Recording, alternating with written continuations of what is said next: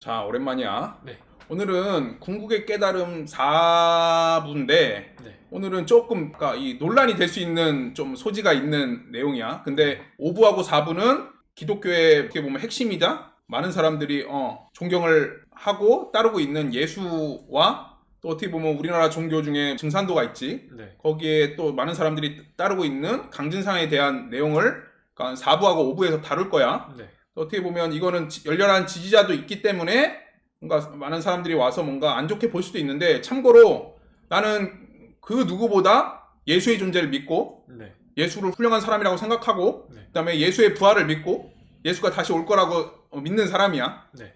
그런데 내가 뭐 예수나 강증상도 똑같아. 네. 나는 뭐 기독교인도 아니고 증산도인도 아니지만 강진상도 예수만큼 훌륭하고 네. 그리고 진짜 위대한 사람이라고 생각을 해. 그래서 오늘 영상을 준비한 거야. 근데 내가 뭐 다른 영상에서도 그렇고 이 영상에서도 뭐 예수하고 강준상한테 내가 님자를 안 붙이는 이유는, 네. 내가 누누이 얘기하지만 내가 님자를 붙이는 단 하나의 존재는 하나님, 그러니까 엔키님 뿐이라서 예수하고 강준상한테 님을 안 붙이는 거지, 이 사람들을 내가 뭐 무시하거나 하대하거나 뭔가 저기해서 그런 게 아니야. 정말로 내가 진짜 존경하고 진짜 대단하다고 생각하는 사람인 걸 미리 한번 얘기하고 영상을 시작할게. 네. 근데 내가 오늘 영상을 찍는 첫 번째 저기는 뭐냐면, 우리가 성경에 보면 되게 유명한 사람이 많이 나오는데 세례자 요한이랑 예수가 되게 유명하잖아. 네. 그지? 그리고 이 증산도에서는 어떻게 보면 이 최재우하고 이 강증산이라는 그 사람을 빼낼 수가 없고, 네. 근데 이 네 사람, 그러니까 세례자 요한하고 예수, 최재우하고 강증산은 진짜 평행이론처럼 공통점이 있어. 네. 내가 봤을 때 결론부터 얘기하면, 그러니까 최재우는 세례자 요한이고 네. 강증산은 예수야. 네. 근데 우리가 보통 이 동양 비결서 읽은 사람들 중에 그 구문을 읽은 사람이 있을 거야. 서기동래라는 말이 있어. 네. 그러니까 서양의 기운이 동쪽으로 온다는 말이 있거든. 네. 이것도 나중에 내가 영상으로 한번 또 따로 만들 건데, 그러니까 서쪽의 기운이 서학이라고 해서, 그러니까 기독교는 어떻게 보면 서쪽에서 탄생을 한 거잖아. 네. 그게 넘어오면서 동학으로 가면서 이 세례자 요한이 최재우의 모습으로 온 거고 예수가 강증상의 모습으로 온 거거든. 네. 그래서 내가 자세히 설명을 해줄게. 일단 세례자 요한을 보면, 세례자 요한은 말 그대로 예수한테 세례를 주는 사람이잖아. 맞아요. 그러면서 세례자 요한이 가장 중요한 역할은 뭐냐면, 자신이 뒤에 올 예수를 예고한 거에 있단 말이야. 예표한 거에 있단 말이야. 네. 그래서 뭐 세례자 요한이 사람들이 되게 뭐랄까 선지자라고 하고 대단하게 말을 했지만, 세례자 요한이 뭐라고 그랬냐면, 나는 그 내 뒤에 올 분의 신발끈을 풀어드리기도 못할 그런 하찮은 그분에 비하면 난 하찮은 존재라고 얘기를 했잖아. 네. 그 예수를 뜻한 거였거든. 네. 그리고 세례자 요한이 어떻게 죽냐면은 마지막에 그 저기에서 목이 잘려서 죽지. 네. 그래서 목이 잘려서 그 쟁반에 이렇게 들고 나오는 그 수모를 당하지. 네. 목이 잘려서 죽잖아. 근데 이 최재우는 또 재밌는 게 뭐냐면, 최재우가 진짜 돌을 깨우치고 있었는데 최재우가 했던 일이 뭐냐면 자신 뒤에 올 또 강증산을 예고했단 말이야. 네. 그러니까 세례자 요한이 했던 거랑 똑같은 일을 했단 말이야. 네. 그리고 재밌는 게 뭐냐면, 이 최재우는 또 어떻게 죽냐면, 우리 옛날에 뭐 그런 거 보면 망나니가 목을 쳐서 죽이잖아. 네. 참수를 하잖아. 네. 최재우도 그렇게 죽어. 네. 근데 뭐 이건 진짜인지 아닌지 모르겠지만 내려오는 얘기가 있는데, 최재우의 목을 계속 베려고 했는데 이 칼이 목이 안 잘려지는 거야. 네. 그래서 이 몇 번을 시도했는데 이 망나니도 당황스럽고 이제 뭔가 분위기 뻘쭘할 거 아니야. 네. 그래서 이걸 어떻게 해야 되나 하고 있었는데, 최재우가 그때 뭔가 기도를 그만했다고 그랬나 아니면 뭔가 말을 했다고 그랬나, 그 이후에 이제는 치도록 하여라 그래서 그때 쳐가지고 목이 잘렸다고 해. 네. 그만큼 뭔가 신비로운 뭔가 기적 같은 일이 일어났었던 거지. 네. 그러니까 최재우도 보통 사람은 아니었던 거지. 네. 그러니까 이 세례자 요한하고 최재우하고 지금 어떻게 보면 이게 일맥상통하는 점이 있잖아. 네.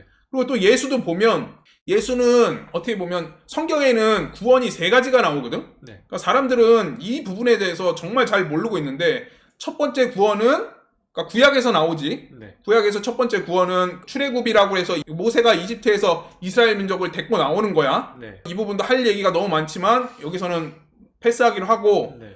두 번째 구원은 뭐냐면 신약 초창기에 네. 예수가 죽음으로써, 그러니까 보통 사람들은 예수가 우리를 구원했다고 하는데, 어떤 원죄에서, 그러니까 구원이라는 건 원죄가 있기 때문에 거기서 구해준 걸 나타내거든. 네. 어떤 원죄에서 구해줬는지도 모르고 그 구원이 뭔지도 몰라. 네. 근데 이거는 내가 이 설명을 하고 뒷부분에 내가 준비해놨으니까 그때 보기로 하고, 그러니까 첫 번째 구원을 일러 예수가. 네. 근데 강증사는 여기 보면, 나도 이거 내용은 잘 모르지만 그 대충 내용을 보니까 이 천지공사라는 거를 이뤘다고 해. 네. 그래서 뭐 여러 가지 진짜 앞으로 일어날 일들 뭐랄까 우리나라 방방곡곡을 다니면서 그 천지공사를 했다고 해. 네. 그래서 지금 6.25도 그렇고 여러 가지 뭔가를 예언하고 준비하고 대비시킨 게 강진상을 맞아. 네. 그러니까 서로 이게 또 공통점이 있지. 그리고 아까 세례자 요한하고 최재호가 죽은 방식에 대해서 설명을 했잖아. 네. 예수도 어떻게 죽냐면 많은 사람이 알 거 아니야. 이 로마군한테 체포당하고 고문을 받고 십자가에 못 박혀가지고 죽지. 네. 근데 강진사는 어떻게 죽냐면 경무청이라는 데가 있었단 말이야 그때. 네. 그때 해가지고 여기 체포당해서 고문을 엄청 받아 강진산도. 네. 그래가지고 거기서 이제 물론 예수는 그때 바로 죽지만 강진사는 한 1년 뒤에 죽었나? 하여튼간 뭔가 고문으로 시름시름 앓다가 때가 돼서 뭐 물론 예수도 자기가 죽을 때가 언젠지 알고 있었고 강증산도 자기가 죽을 때가 언젠지 알고 있었다고 하더라고. 네. 그러니까 이것도 죽음의 방식도 똑같아. 네. 그리고 아까 세례자 요한이 자기 뒤에 올 예수를 예고했다고 했잖아. 최재훈은 자신 뒤에 올 강진산을 예고했다고 그랬잖아. 네. 그런데 예수는 자신 뒤에 올 보혜사를 예고했어. 마지막 때 오는 메시아. 네. 그리고 물론 이 부분은 사람들은 이 그냥 단순히 재림 예수가 와서 마지막 때 메시아로 온다고 생각하는데 그렇지 않거든. 그러니까 이 부분도 따로 영상을 나중에 만들 거야. 새로운 메시아는 새로운 시대에는 새로운 메시아가 오게 돼 있어. 네. 그리고 강증사는 또 자신 뒤에 올 여기서 뭐 또 대두목이라고 지칭을 했거든. 네. 그 대두목이 와서 이 마지막 세상에 메시아로 올 거라고 예고를 해.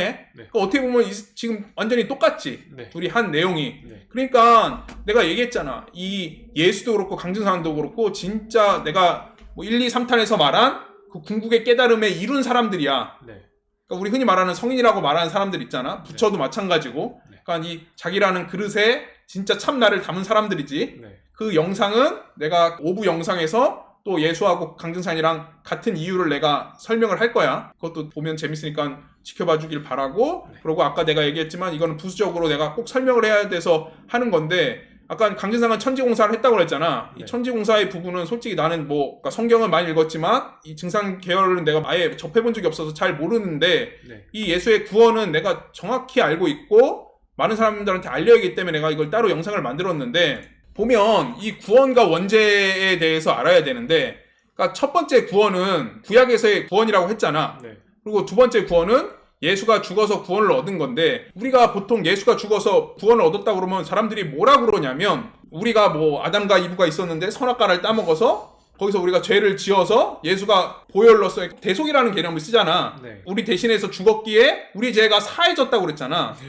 근데 재밌는 게 뭐냐면 그러니까 이런 고리타분한 내용 빼놓고 그냥 그 사람들이 하는 말대로 하자면 예수가 죽어서 우리는 죄에서 사해졌다고 그랬잖아. 네. 그러면 예수가 죽은 이후에 죄가 있으면 돼, 안 돼? 안 되죠. 안 되지. 근데 지금 세상이 어때? 죄가 많죠. 뭐 넘쳐나잖아. 네. 그러면 그 사람들 말로 하면 우스갯소리로 그럼 예수는 개죽음 당한 거야? 아니요. 그때까지만 그럼 새로 딱 짓고 딱 끝나고 새로 죄 짓는 거는 나 몰라라 하고 예수가 그랬단 말이야? 말도 안 되는 내용이잖아. 네. 예수가 그런 사람이 아니라고. 네. 예수는 우리를 구원했는데 무슨 원죄로부터 구원을 했냐면 네. 두 번째 원죄는 뭐냐면 옛날에 예수 나오기 이전에 네. 그러니까 성경을 본 사람들은 아마 알 거야. 예수가 나왔을 때도 마찬가지야. 네. 그러니까 하나님이라고 불리는 그 엔키님이 있지. 네. 그 성경에 나오는 하나님이라고 불리는 거기 보면 무슨 문구가 계속 나오냐면 그러니까 모든 민족의 하나님이 아니라 아브라함의 하나님이고 이삭의 하나님이고 야곱의 하나님이라고 나오거든. 네. 이 말이 뭐냐면 즉 이스라엘 민족의 하나님이라는 거야. 하나님은. 네. 이해가 돼? 그래서 우리나라 이 잘 모르는 사람들이 기독교 얘기를 하면 야 외래 종교 갖고 얘기를 한다고 그러는데 솔직히 얘기하면 그때까지는 외래 종교가 맞아. 그래서 성경을 읽은 사람은 알겠지만 예수가 그 12 제자한테 자기의 능력을 나눠주잖아. 네. 그러면서 나눠주면서 아픈 사람도 고치고 귀신도 내쫓으라고 말을 하잖아. 네. 그때 예수가 뭐라고 그랬냐면 딴 데는 가지 말고 이스라엘 민족한테만 가라고 얘기를 했거든. 네. 그게 왜 그러냐면 그때까지만 해도 이스라엘만의 하나님이기 때문에 이스라엘 사람들한테만 복음을 전파해야 됐기 때문에 그래. 네. 그러다가 또 성경에 어떤 구절이 나오냐면 예수가 가고 있었는데 어떤 뭐 사마리아 여인이었나? 하여튼 이스라엘 백성이 아닌 어떤 여자가 예수한테 고쳐달라고 얘기를 하지. 네. 그랬더니 예수가 뭐라고 그랬냐면 내가 먹을 게 있으면 내 자식부터 주는 게 맞는 거다 그러면서 그러니까 이민족 그 여자한테 구원을 주지 않으려고 했지. 네. 그랬더니 그 여자가 뭐라고 그랬냐면 집에서 기르는 개도 주인이 먹다가 흘린 그 빵부서기는 주워 먹는다고 얘기를 해. 네. 그러니까 예수가 그 말에 감복을 받아서 너는 내가 구원해주겠다고 하면서 그때 그 이민족 애를 구원을 해줘. 네. 그럼에도 불구하고 그때까지는 이스라엘 백성한테만 복음을 전파한단 말이야. 네. 그게 왜 그러냐면 이스라엘이 처음에 성경을 읽은 사람은 알겠지만 하나님이 그러니까 처음 계약을 맺은 사람이 누구냐면 아브라함이란 말이야. 네. 아브라함이랑 계약을 맺을 때 아브라함의 믿음을 확인하기 위해서 아브라함한테 뭘 얘기를 하냐면 네 아들 이삭 어렵게 얻은 아들이잖아. 네. 이삭을 네가 제물로 바치면 너와 계약을 맺고 너희 민족에게만 복을 주겠다고 그런 내용을 말한단 말이야. 그랬더니 아브라함이 그때 진정한 믿음으로 이삭을 제물로 바치려고 하지. 네. 근데 진정한 하나님인 엔키님이 뭐 인신공양을 받으시겠어? 안 받으시겠지. 네. 그냥 그 믿음을 확인하고 싶었던 것 뿐이지. 네. 그래서 아브라함이 그걸 진짜 바치려고 하니까 하나님인 엔키님께서 그래 네 믿음을 알았으니까 이제 안 바쳐도 된다 그러면서 이삭을 죽이지 않지. 네. 그러면서 그때 계약을 맺는단 말이야. 그때 계약의 매개체가 뭐야? 아들이잖아. 그러니까 진정한 하나님인 엔키님은 신이지만 자기 맘대로 뭔가를 막 계약을 파기하고 싶다고 파기하고 하고 싶다고 하는 그런 존재가 아니란 말이야. 네. 그러니까 의로우신 분이기 때문에 그럴 수가 없어. 네. 그런데 이스라엘 백성이 엔키님만 믿고 따른 게 아니라 뭔가 되게 부도덕한 일도 하고 여러 신들을 이방 신들을 섬기기 시작했지. 네. 그래서 여러 번 기회를 줬는데도 불구하고 정신을 못 차리니까 엔키님께서는 이제 이 계약을 파기해야겠는데 네. 내가 처음 계약을 맺었을 때 매개체가 뭐라고 그랬어? 아들이라고 그랬지. 그럼 마지막 파기할 때도 매개체가 뭐여야 돼? 아들이어야 돼. 그래서 하나님의 인간 아들인 예수를 이 땅에 보낸 거야. 네. 근데 만약에 여기서도 예수를 만약에 보냈는데 이스라엘 애들이 그걸 믿고 예수를 받아들였거나 뭔가 잘 했으면 이 계약은 계속 이어졌을 거야. 네. 근데 중요한 게 어떻게 했어? 죽였잖아. 네. 누가 죽였어? 로마인들이 죽였어? 아니야. 이스라엘 백성이 죽인 거야. 네. 그래서 엔키님은 그 계약을 할 때 그 아브라함의 아들인 이삭을 살림으로써 그 계약이 성립됐다면 네. 이스라엘 민족은 자기들이 예수를 죽임으로써 그 계약이 파기된 거란 말이야. 네. 그러면서 이제 성경이 마태복음이 끝나고 마지막에 그 예수가 부활을 해가지고 그 제자들한테 오잖아. 그때 뭔가 너희한테 복음을 전하라 할 때 뭐라고 얘기를 하냐면 옛날에는 내가 처음에 12제자한테 능력을 줬을 때는 이스라엘 백성한테만 가서 복음을 전하라고 했잖아. 네. 마태복음 맨 마지막에 보면 전 세계, 그러니까 세상으로 나가서 그러니까 이민족들한테도 복음을 전하라고 해. 네. 그게 바로 그 계약이 끝났기 때문이야. 네. 그러니까 예수가 우리를 구원해 준 건 뭐냐면 두 번째 원죄인 그러니까 이스라엘 민족만의 하나님이었던 거에서 전 세상 모든 사람들이 이제 하나님의 덕과 뭔가 복을 받을 수 있는 그런 그러니까 구원을 받게 만들어준 게 바로 예수고 예수의 죽음으로 그렇게 된 거야. 네.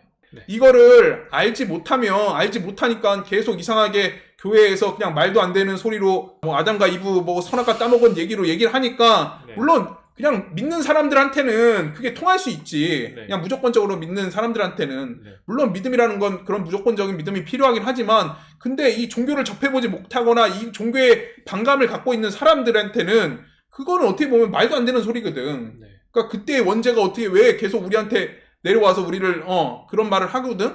그러니까 이 부분을 제대로 아는 게 진짜 중요해. 그래서 내가 오늘 이 영상을 만든 거야. 네. 하여튼 오늘도 함께 해줘서 고맙고 네. 오늘 좀 시간이 그러니까 예수의 원죄에 대해서 원죄와 구원에 대해서 얘기하느라고 시간이 좀 길어졌는데 네. 다음에 또 다시 예수와 강증산의 공통점 그 하편으로 해서 오브에서 다시 보자. 네.